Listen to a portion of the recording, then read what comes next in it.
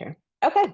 Um, so I'm gonna leave my camera off just because I am in the mountains and on satellite internet, and bandwidth isn't always reliable when I do turn video on. So I'm gonna keep it off. That's my story. I'm sticking to it. Um, so yeah, I am Amanda Alvarez. You may know me around various spaces as Geki, and I am a data generalist, kind of in lots of hand wavy ways. I've spent a lot of time in a lot of very, very different industries and environments and doing different things. But basically, what it all boils down to is I like using data to solve problems and help other people who are subject matter experts in all sorts of different areas do their jobs better. And I'm hoping that the title of my talk today gave a lot of you some very visceral reactions when you saw it. So there are no data emergencies, but I've got this asterisk here that is doing a lot of the heavy lifting here. And where this title came from, a few years back, I started a new job, and one of the team leads for the data, combined data engineering, analytics engineering, analysts group was really, really insistent in a team meeting one day. She was like, there are no data emergencies. Like, there is absolutely nothing that you should feel like you have to be responding to off hours. Like, no, that's not a thing. And I nearly died laughing because I had just left a job where my team ran a Slack channel that was called Help Data Emergency. Um, and it was a huge part of what we did. And um, I felt like, how naive to say that there's no such thing as a data emergency. But after kind of stepping back and listening to more of what she had to say and thinking about where I was sitting at that moment instead of where I was coming from, it was really refreshing to realize, like, in this new setting, there really weren't data emergencies. So the asterisks, except sometimes there are. So a few examples. In algorithmic trading, bad data can cost millions of dollars in a matter of minutes.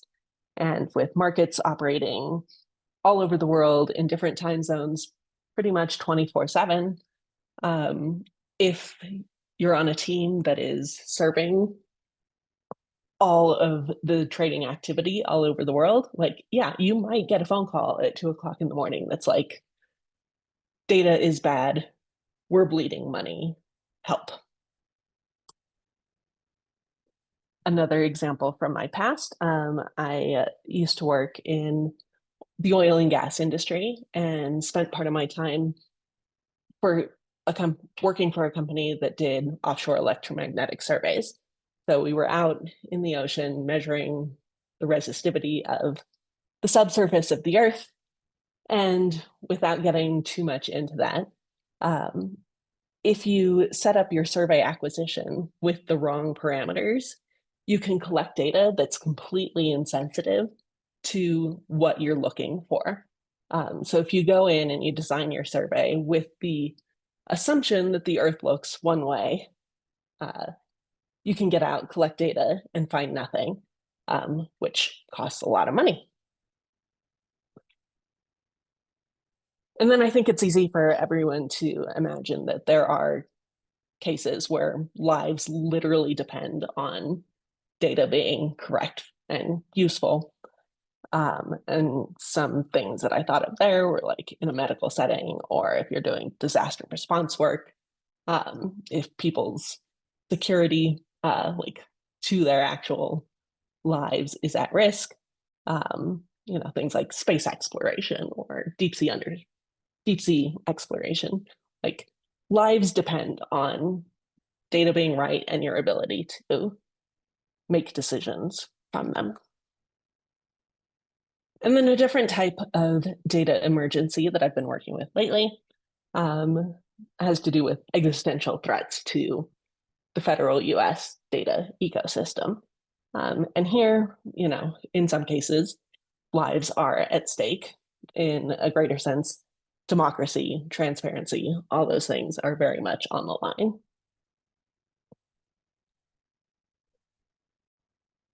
So one of the challenges I had in putting this talk together is that there were really kind of 3 talks that I feel like I could have given easily 20-minute kind of dissertations on with this same title. So I'm going to touch on a few points from all of those, and then we can dig in where people like afterward.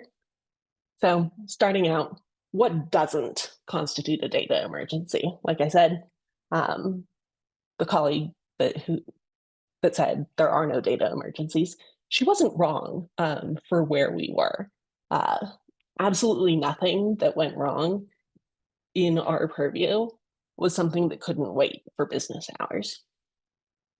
And some examples of things that might feel like an emergency to some people sometimes, but really aren't, are things like pipeline timeouts. This is something that you can operationalize away. There's no reason anyone should ever get a call at 2 o'clock in the morning because something timed out.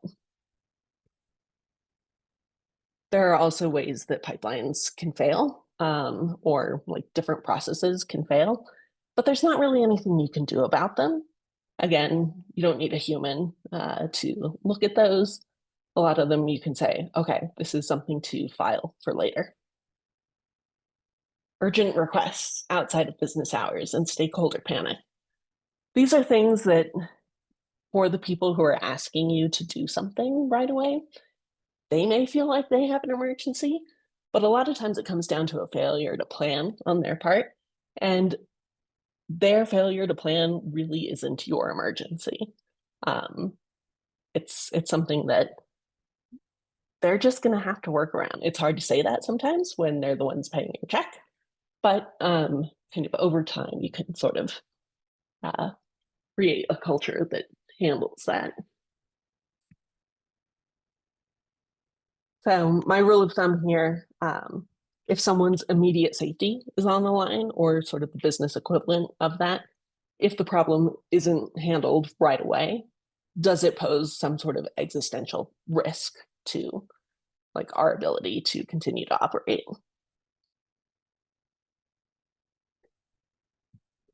So we've established, emergencies can happen. What you do when you have an emergency looks very different from when you're in a business as usual place.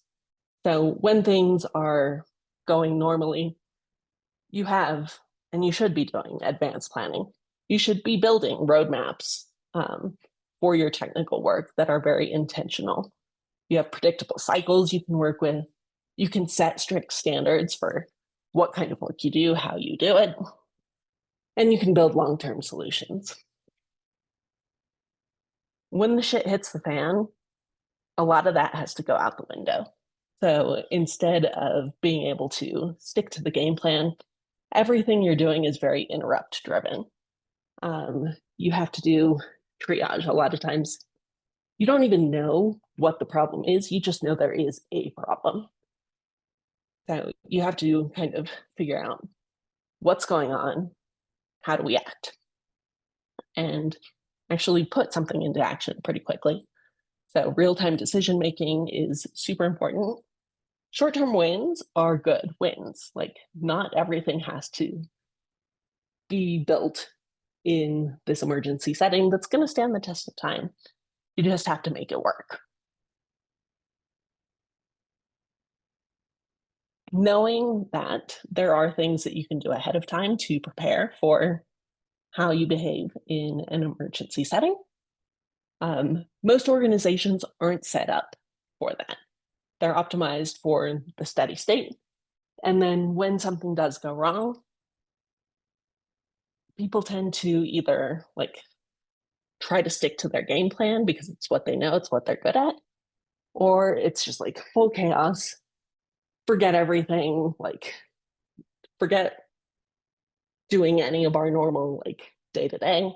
Let's just like plunge into the breach and see what happens.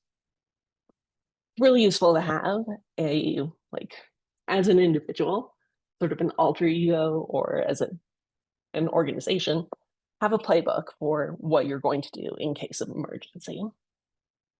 And it's a huge, huge asset um, as an individual, also as an organization, to be able to operate in both the calm and the chaos times.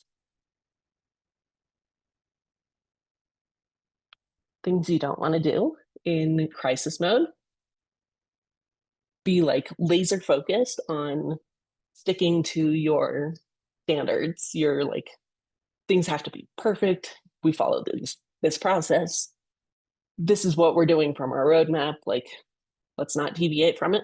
No, sometimes you're going to have to. It's really dangerous to over engineer your solutions at the point where there's like something horrible happening. You don't need to worry about like edge cases that aren't in front of you right now. You need to do something that is going to address the problem at hand. And that kind of feeds into decision paralysis. Like, there are a lot of different ideas. You may not know right away what's going to be the best solution, but you have to make a decision. You have to do something. And you really, really, really don't want to panic.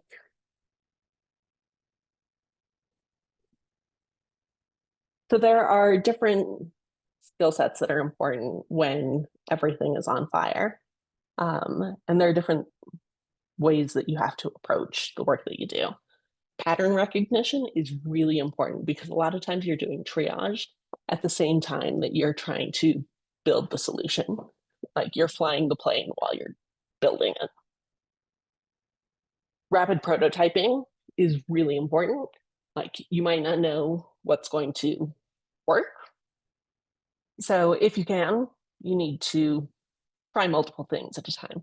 You also need to be able to see and be willing to let go of an idea really quickly. Let it go if it's not working.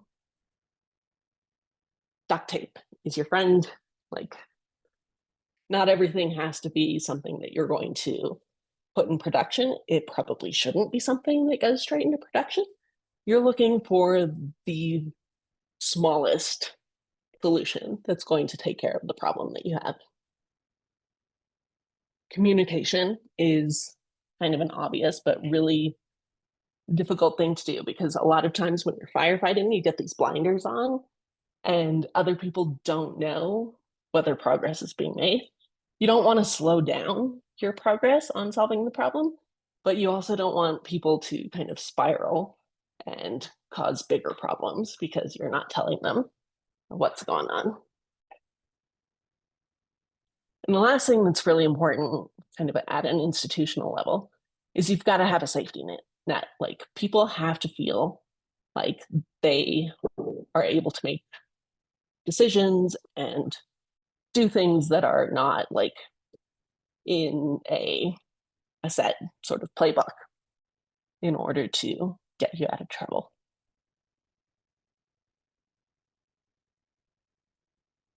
So it's really kind of a strategic barrage of problem tackling. You want to have parallel strings of different possible solutions going on. And like I said, you want to be able to drop things if they don't work out quickly. It's important to remember that something that's good enough is good enough. It doesn't need to be perfect. There's a balance, though, between doing something quickly and also realizing that sometimes doing nothing is better than doing something that is going to cause you bigger problems. And I think a thing that people get bogged down in a lot in crisis mode is figuring out like what went wrong. You need to know enough about what caused your problem to be able to fix the problem, but you don't need to do a full root cause analysis right away. You need to get back to things not being on fire first. In general, when you have an emergency, the best plan is the one that you can put into action in the very near term, like now or now-ish. Getting back to that like psychological safety matters space. When you're in chaos mode, people need to be able to take risks, but if they're worried about the consequences of them, like outsized consequences, that's a problem. So having mostly blameless postmortems is a really important thing to have. Obviously, there's a limit to this. If there is actual like life at risk, you don't want to be taking too big of a risk. You don't want to be in a situation where you're making the problem worse. But you do need to be able to have the freedom to fix the problem that you do have. Knowing that there is this safety net lets people try bold solutions. You get honest reporting when things go wrong, so you can fix them in the future. And without this, people just default to cover your ass mode. You wait around too long waiting for permission. It gets ugly. And then on the other side of a data emergency or any emergency, things do get better. Like crisis ends, but the work doesn't. You still need to do things like document what happened. You need to have a good look at what pieces of this do we want to operationalize versus like this was really a one-time thing. The duct tape solution was good enough. Let's remember it in case there's a next time. But it's not worth putting a full like process or solution in. If there is something that you should feed back into your roadmap, then you absolutely should do that. You need to make sure that it's not just the person who solved the problem who can handle it. There has to be knowledge transfer to other people on the team or partner teams that help people to recognize the problem a little earlier or be able to solve it without just falling back to the same one person forever. And there has to be kind of a culture of prioritizing this feedback loop. You want to be able to get to long-term solutions. You can't just like have an emergency, fix the problem, assume that it's going to get back into kind of the roadmap. There's got to be the balance of readjusting as needed. If you don't prioritize these things, your duct tape solution becomes permanent technical debt. No one wants to end up in duct tape jail. So a few examples from my past. I mentioned the offshore EM surveying work that I used to do. Running a boat, boats eat money. So lots and lots and lots of dollars per day. I mentioned earlier, if you have an Earth that looks very different from what you think it is when you go into the survey, you can end up with data that are basically useless. You just burned a bunch of money. So when we ran into this problem early on, the hack was send the data from the boat to the data processing experts on shore, who would have to like drop whatever they were doing, redesign acquisitions, send info back to the boats. It was slow, it was expensive, it was clunky. What we did as a long-term solution was build tools and procedures so that the guys who were on the boat could respond in real time. They could collect the data, they could look at the data, they could say, we need to kind of shift how we do this, reacquire while the boat's still on site.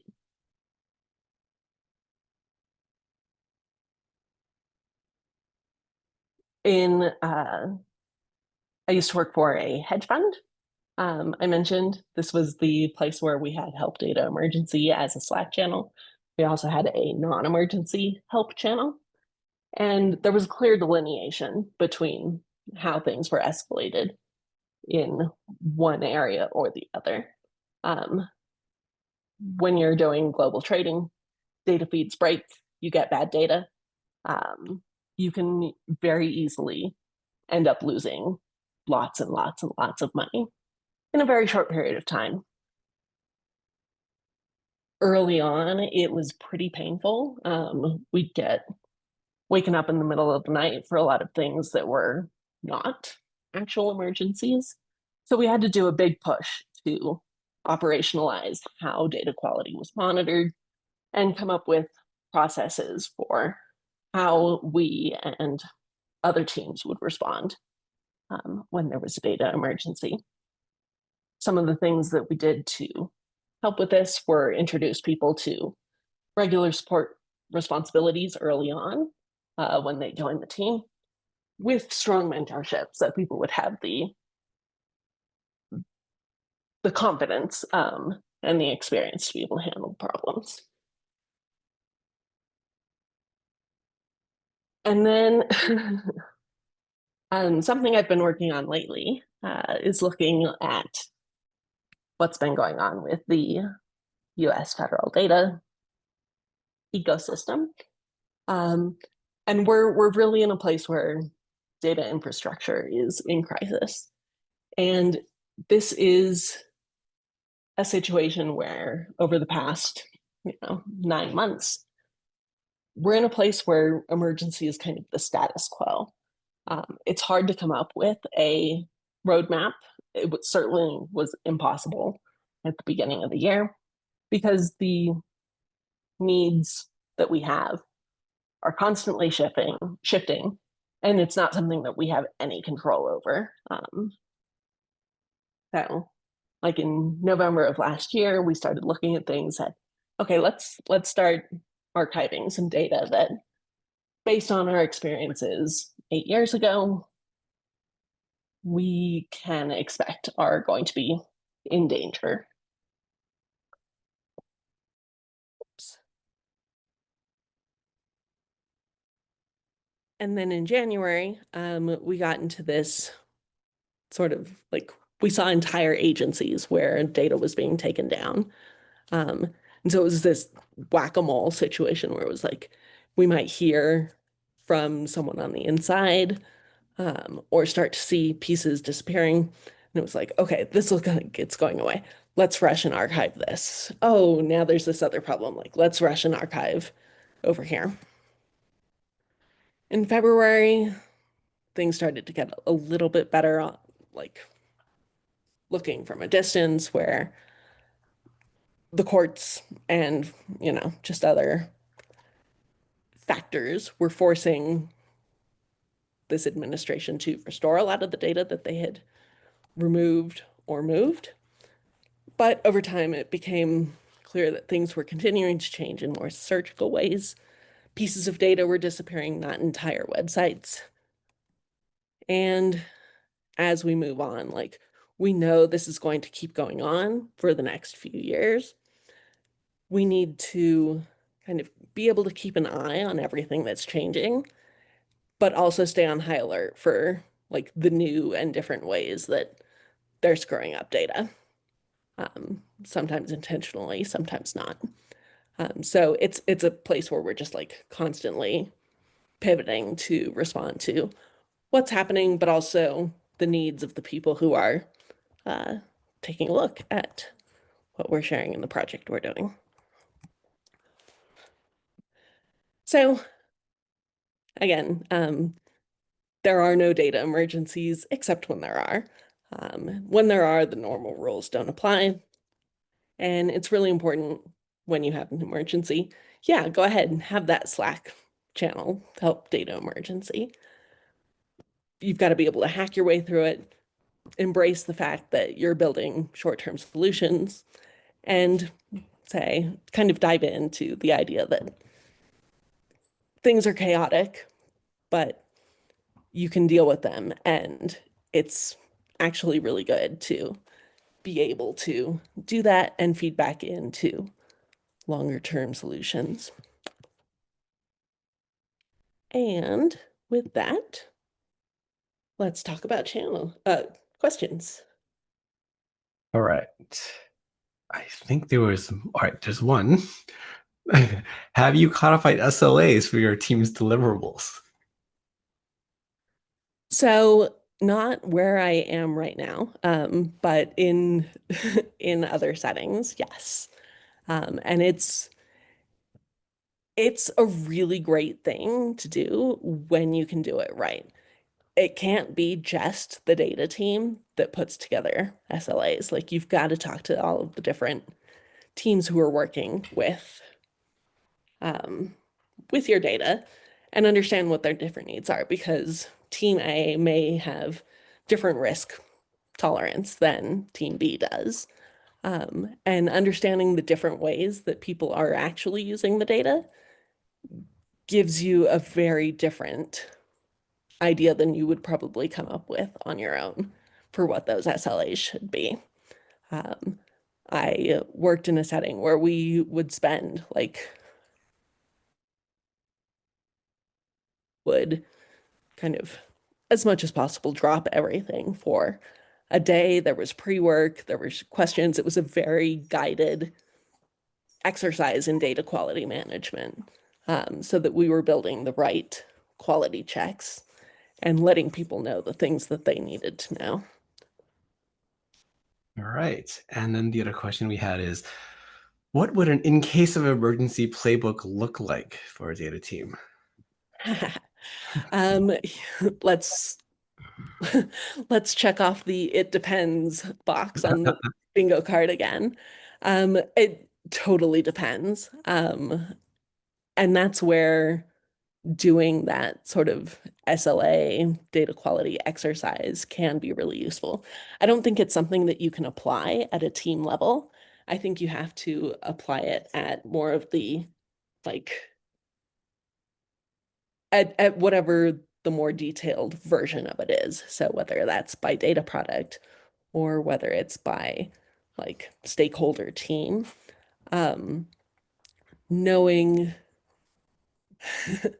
knowing more about what the sort of needs of your partners are, but also like what the capabilities of what you even can do with your data is huge. I think that building the playbook is the actual exercise, like, and definitely not in the time we have, but in longer periods of time.